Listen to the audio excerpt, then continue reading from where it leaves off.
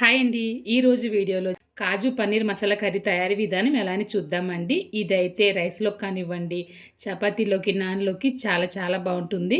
మరి దీని తయారీ విధానం ఎలా అని వీడియోలోకి వెళ్లి చూసేద్దామండి. ఇంక దానికోసం అయితే పాన్ పెట్టి ఆయిల్ వేస్తున్నాను. ఆయిల్ వేడెక్కిన తర్వాత జీడిపప్పు ముక్కలు వేసి దోరగా ఫ్రై చేసి ఒక గిన్నెలోకి తీసేయాలి.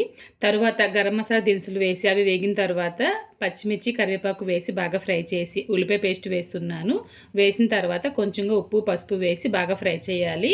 ఉల్లిపాయ పేస్ట్ బాగా వేగిన తర్వాత కొంచెంగా అల్లం వెల్లుల్లి పేస్ట్ కూడా వేస్తున్నానండి. వేసిన తర్వాత అల్లం వెల్లుల్లి పేస్ట్ పచ్చివాసన పోయే వరకు బాగా ఫ్రై చేసి కారం, ధనియాల పొడి, గరం మసాలా రుచికి తగినంత సాల్ట్ వేసి బాగా ఫ్రై చేసిన తర్వాత టమాటో ప్యూరీ వేస్తున్నాను. టమాటో ప్యూరీ వేసినప్పుడు మరీ మెత్తగా కాకుండా చిన్న చిన్న ముక్కల్లో వచ్చేలా చూసుకుని వేసుకోండి. టమాటో అయితే బాగా మగ్గి ఈ విధంగా ఆయిల్ అనేది పైకి తేలుతుంది అనమాట. ఒకసారి కలిపి ఒక గ్లాస్ వాటర్ అయితే పోసి కలిపి మళ్ళీ మూత పెట్టి ఒక 2 నిమిషాలు మగ్గనిచ్చానండి.